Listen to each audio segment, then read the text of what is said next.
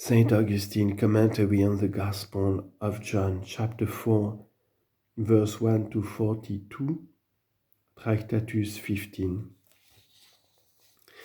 It is nothing new to your ears, beloved, that the evangelist John, like an eagle, takes a loftier flight and soars above the dark mist of earth, to gaze with steadier eyes upon the light of truth.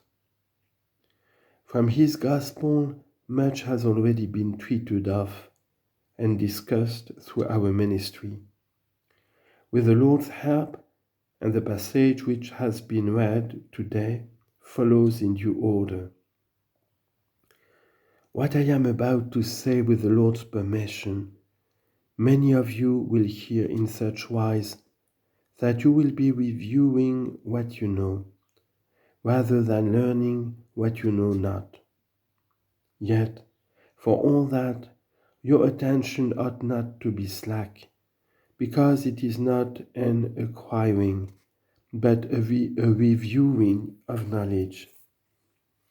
This has been read, and we have in our hands to discourse upon this passage, that which the Lord Jesus spoke with the Samaritan woman at Jacob's well.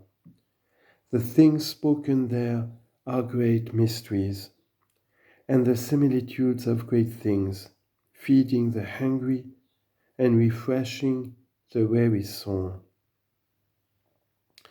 Now when the Lord knew this, when he had heard that the Pharisees had learned that he was making more disciples than John, and baptized more, though Jesus baptized not, but his disciples, he left Judaea and departed again into Galilee.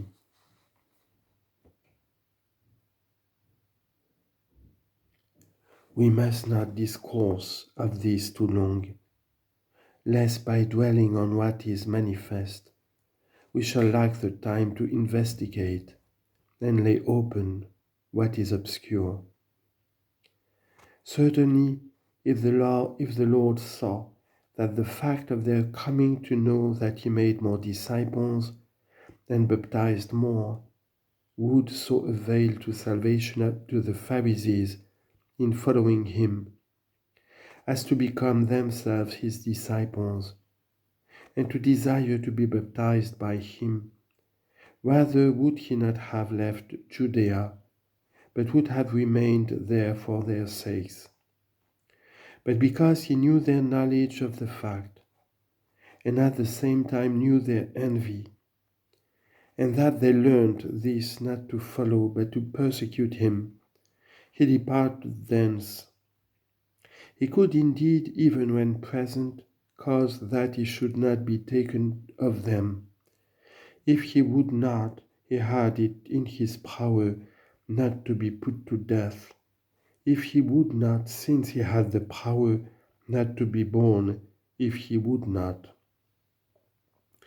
But because in everything that he did as man, he was showing an example to them who were to believe on him, that any one servant of God sin not if he retire into another place, when he sees, it may be, the rage of his persecutors, or of them that seek to bring his soul into evil.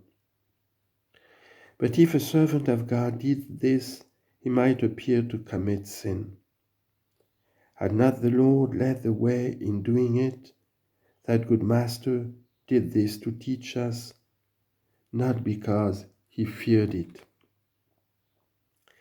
It may perhaps surprise you why it is said that Jesus baptized more than John, and after this was said, it is subjoined, although Jesus baptized not, but his disciples. What then? Was the statement made false and then corrected by this addition? Or are both true, viz., that Jesus both did and also did not baptize? He did in fact baptize, because it was he that cleansed, and he did not baptize, because it was not he that touched. The disciples supplied the ministry of the body. He afforded the aid of his majesty. Now, when could he cease from the baptizing, so long as he ceased not from cleansing? Of him it is said by the same John, in the person of John the Baptist, who said, "This is he that baptizes." Jesus, therefore, is still baptizing. And so long as we continue to be baptized, Jesus baptizes. Let a man come without fear to the minister below, for he has a master above. But it may be one says, Christ does indeed baptize, but in spirit, not in body. As if indeed it were by the gift of another that any is imbued, even with the sacrament of corporal and visible baptism. Would you know that it is he that baptizes not only with the Spirit but also with water? Hear the parcel.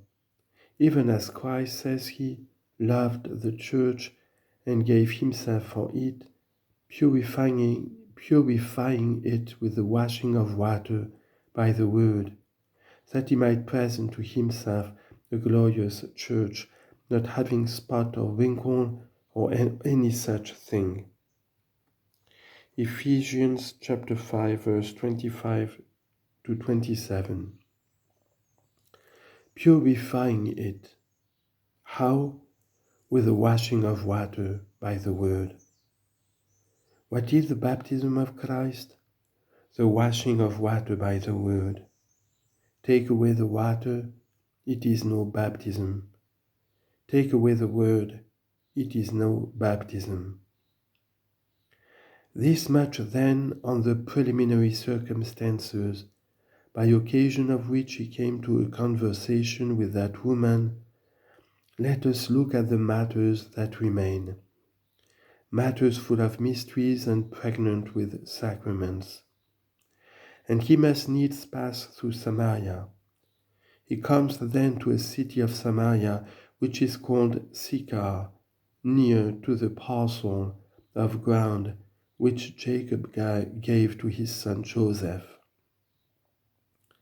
Now Jacob's fountain was there. It was a well.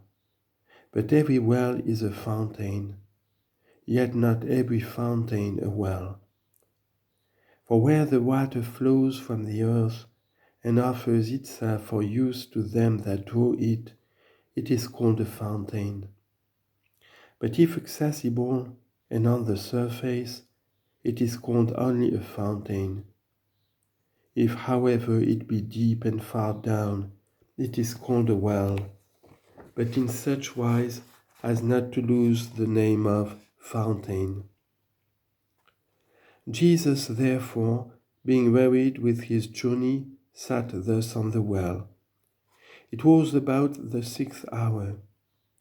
Now begin the mysteries, for it is not without a purpose that Jesus is weary, not indeed without a purpose that the strength of God is weary, not without a purpose that he is weary by whom the wearied are refreshed. Not without a purpose is he weary, by whose absence we are wearied, by whose presence we are strengthened. Nevertheless, Jesus is weary, and weary with his journey, and he sits down, and that too near a well. And it is at the 6th hour that, being wearied, he sits down. All these things hint something, are intended to intimate something. They make us eager and encourage us